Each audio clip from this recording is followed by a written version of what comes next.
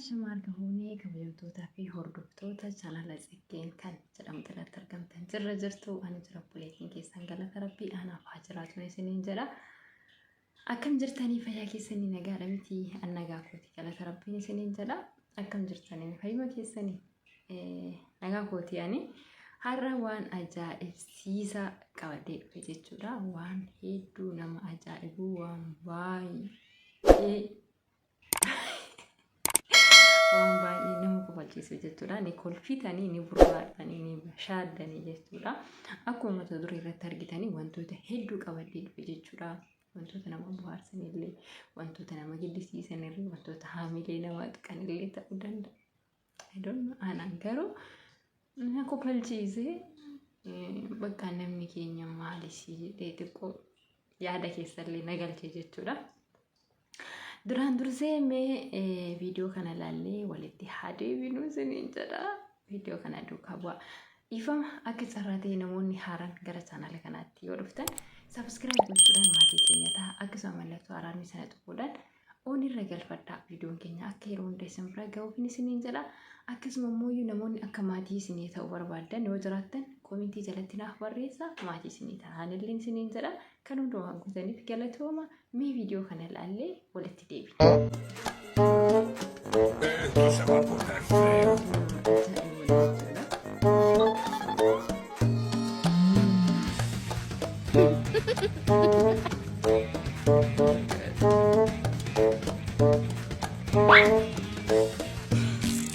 Ahora sí viene lo chido.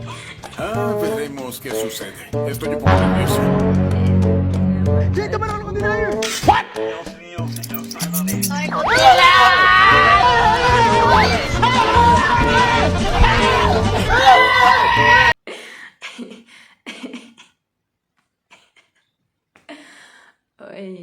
Waan baay'ee nama ajaa'ibu jechuudha. Maal egaa akkuma argitanii gurbaan karaarra taa'ee jira. Suuraa yookiin immoo ashaangulliitii hantuutaa geessee bira kaa'ee kilipsidhaan itti qabsiisee jechuudha uffata isaatiitti. Sana booda gaafa gurbichi achi ol ka'u kilipsiin uffata isaarratti qabattee waan jirtuuf ashaangulliitiin hantuuta fakkaattu irraa bu'uu hin dandeenye gurbaa faana gangalatti gurbichi dhugaadhuma hantuunni qabate yookiin immoo wanta tokko qabate kan jedhu lafarra gangalatee egaa margallee balleesse rakkoodha. Hedduu na ajaa'ibe jechuudha baay'ee. Kanatti ijoollee wayitii dhiiraaf dubaraadha jechuudha. Already jaalallee ta'uu danda'anii garuu akkaataan isaan itti gochaa jiran kuni waan hedduu nama ajaa'ibudha jechuudha. Mee viidiyoo kana walumaan ilaallee walitti deebina. Jaalalleen lamaan akkam waliin ta'aa jiranii akkamitti gammachuudha moo I don't know maalidhaaf akka ta'e naaf hin galle wantoonni isaan waan kana gochaa jiranii dammoo hojiin isaan akkaataan isaan itti gochaa jiran kun ittuma bareedee viidiyoo kana hojjetanii lakkisanii moo yaani akshii maalii argisiisaa jiran kan jedhu gaaffiidha. Kanaaf mee viidiyoo kana walumaan ilaallee walitti deebina. Maashaallah. Caatiin illee jalaa naftu. Caatichi afaan keessaa baaba jiru dura osoo hin gachuun dhaqe.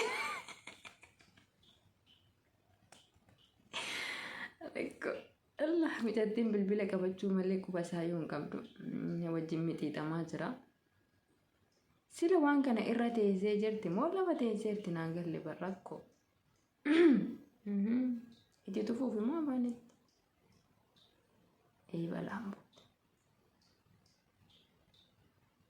Allah maaltu jira dakasan? Gudumatu jira joo gudumatu jira. Oma bannee bar. Oma bannee jiraa hin jirru jedhe bar. Sila akkam inni wajjii wajjin hojii waaqayyoo kiyya na baase. Rakkoodha jechuudha. Bahunatti dhugaa dubbachuudhaaf jechuudha. Waan baay'ee sheem nama qabsiisudha jechuudha. Lameen akkabaabii intini qaba wanti hundumtuuyyuu seera qaba jechuudha. Seera qaba. Jaalalas ta'ee akkasuma immoo wantoota fe'emaa hin taane wanta barbaademaaf hin taane seera isaa qaba jechuudha. Wanti hundinuyyuu seera isaa qaba. Mee akkasuma ammallee viidiyoon biraa fakkaattiidhuma isaa ta'ee kan jiru viidiyoon biraa jira jechuudha. Mee waliin ilaalla viidiyoo kanalleedha. Waan baay'ee nama ajaa'ibudha jechuudha. Kuni mee viidiyoo kana waliin ilaalla. Abbaa abdiiti kuni.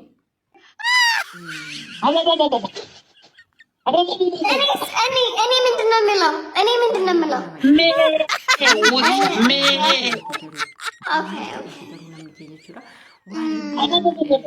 Ibuudha waan hedduu illee nama qabsiisudha. Wanti hundinuu bakka qabaa, wanti hundinuu akka qabaa. Akkaataa jaalala kee ibsattullee dammoo waan baay'ee nama saalfachiisu jechuudha. Warrootuma kaaniif illee akkasuma isaanumaafuu gaaf deebi'anii viidiyoo kana ofirratti argan yoo ilaalanii sheemi isaan qabsiisa jechuudha. Gochuun isaan godhaa jiran kun yeroo sanaaf warri miira keessa galanii ta'uu danda'a jechuun ayidoon bakka wantoonni adda addaatti dhagahame miira keessa galanii ta'uu danda'a jechuudha.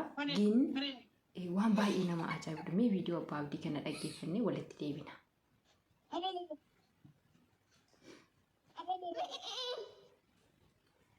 Egaa akkuma viidiyoo kanarraa ilaaltanitti jechuudha kabajamtoota hordoftoota koo abbaan abdii akka hoolaa godhataa jira jechuudha. Akka hoolaa mucattiittiinis akkuma hoolaa taatee jirti walitti obobsaa jiran. Dhalli namaa hoolaa ta'ee yookiin horii ta'ee jira jechuudha.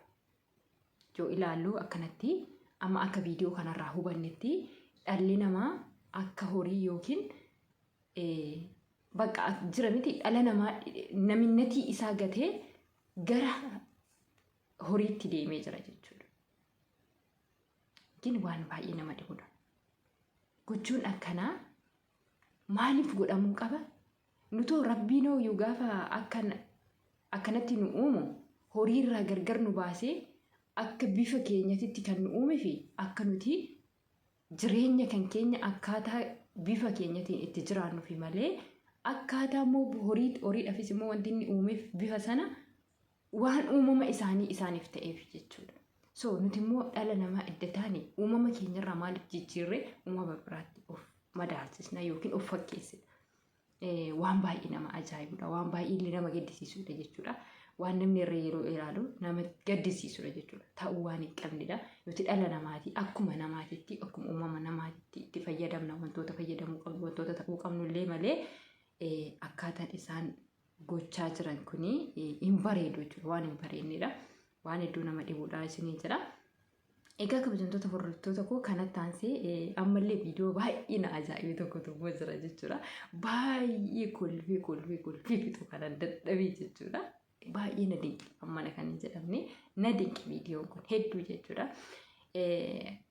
Mucayyoon tokko akkuma egaa shamarreedhuma akka kan keenyati mana namaa keessa jirti already uffannaa isiitiin beekama jechuudha.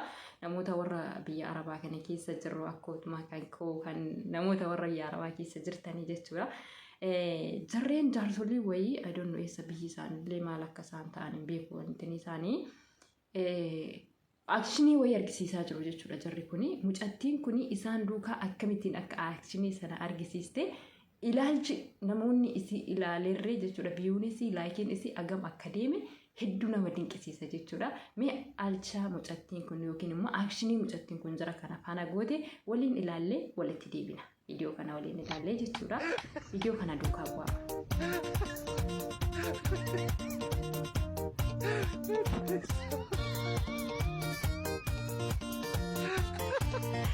Egaa kabajamtoota hordoftoota koo akkuma viidiyoodhaan argitanitti jechuudha. Akshinii mucaan kun jara kana duukaa bu'ee waan hedduu nama ajaa'ibu jechuudha. Already jarri kun ispoortii hojjetaa jiru ta'ee sirbaa jiru ta'ee naaf hin galle jechuudha wanti isaan gochaa jiranii. Gin akshinii mucattiin kun isaan duukaa gootee waan hedduu nama dhibudha jechuudha. Akkasuma fooloo laayikii isiitii fi viyuu isii meeqa akka galee ilaaladha. Ilaalchi namni mucayyoo kanaaf ilaale hedduu nama ajaa'iba jechuudha. Maaliif hojii mucayyoo kanaarree nama ajaa'iba baay'ee irratti hojjechuun ishii hedduu nama ajaa'iba jechuudha. Bakka yoona ashinii ariifii wayitiin irratti hojjette waan nama gammachiisu wayii jechuudha. Akkaataa jechuudha akkaataa ishiin itti akshinii jara kanarratti yookiin immoo viidiyoo jara kana waliin hojjette hedduu nama ajaa'iba jechuudha. Baay'ee bakka yoona na ajaa'ibde baay'ee hagana kan hin jedhamne na ajaa'ibde jechuudha. Waan baay'ee nama dinqisiisudha akkuma viidiyoo argitanitti. Ammas viidiyoo hedduu jira jechuudha. Viidiyoo baay'ee na kofalchiisee na dhiisu dide jechuudha ammalleedha. Egaa ofii kootii kolfee ofii kootii itti gammadee isinillee itti gammadaa jedhee qabadhee isinii dhufe jechuudha viidiyoo kana. Viidiyoon kun naachadha jechuudha. Naacha lama gamaa fi gamana suuraa naachati already naacha oriijinaalii osoo hin taane suuraa naacha gamaa fi gamana kaanii jidduu keessa bilbila kaanii jechuudha. Sanaan booda bilbilicha sana gaafa namni fuudhuudhaaf itti gadi jedhu naachini lama itti dhufanii jarri sunoo akkam ta'an viidiyoo kana ilaallee walitti deebiidha. Hedduu nama ajaa'iba jechuudha.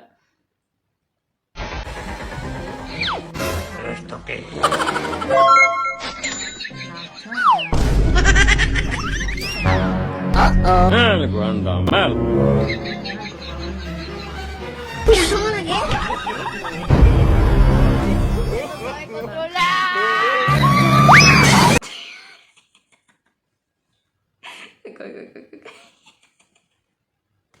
Dallaa keessan bu'ee akkuma argaa jirtanii amma namni lammaffaan dhufaa jira ammalleedha.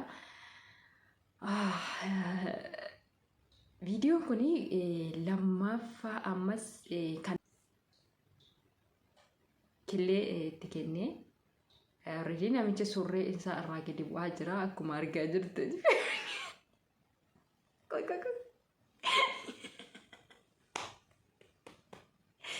Itti deebinee ilaalla.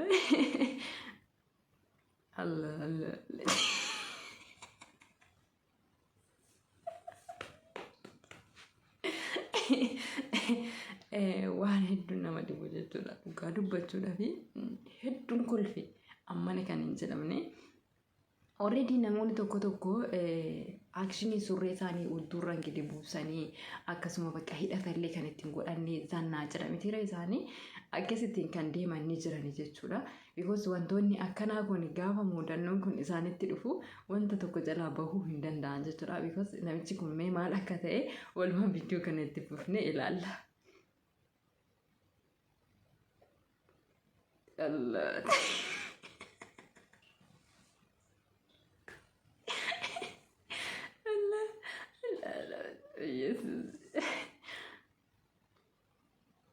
Waan hedduu nama dhibu jechuudha. Boonatti niin kolfee akka kolfuma konfitadde waan hedduu nama ajaa'ibudha jechuudha. Maaliifiin namichi kun tokkoffaa surree isaa ofiin qabataa deema dursumayyuu jechuudha. Hidhatan qabu.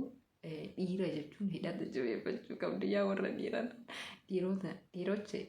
Dhiiroche zaqqii keessan jabeeffadhaa. Maalidha rakkoodha. Hayi nyakkoodha jabeeffadhaa. Hayi waa namatti dhufnaan jalaa ba'uun hin jiru ka surreen gadi fiigdi. Hayi hin fiigdi.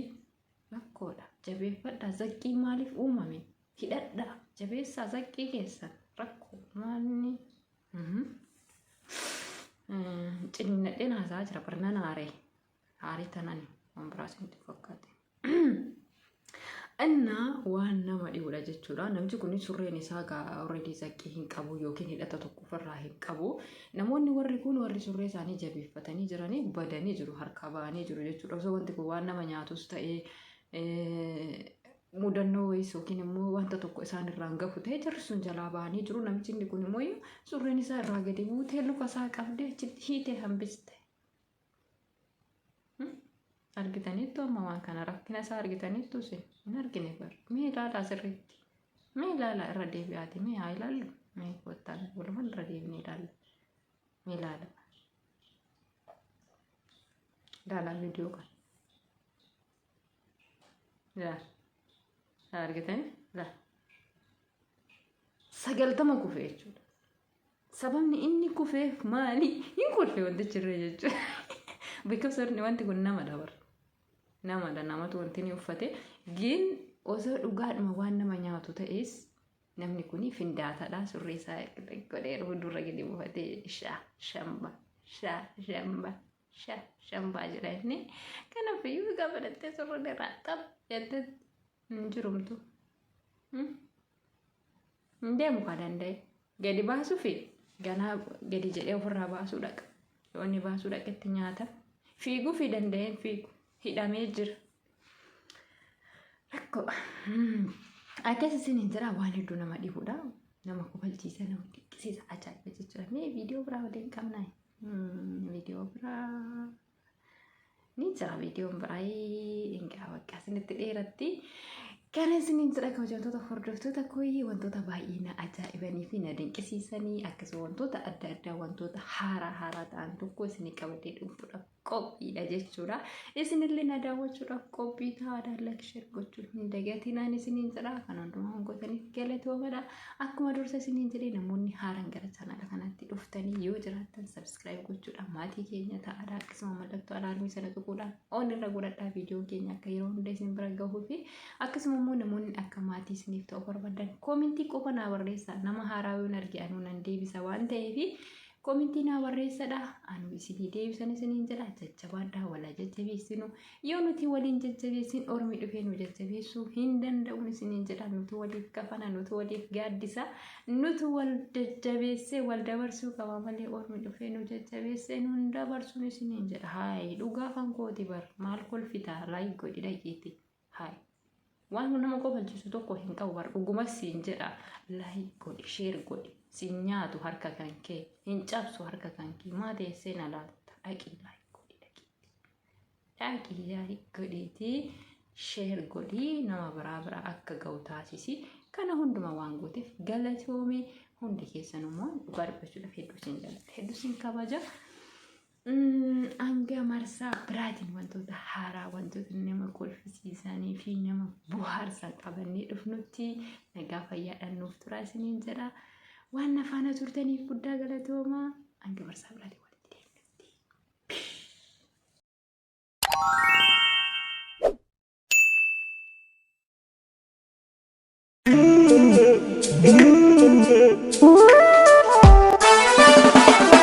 Egan ke wade anabdi ko sirra amtuna ras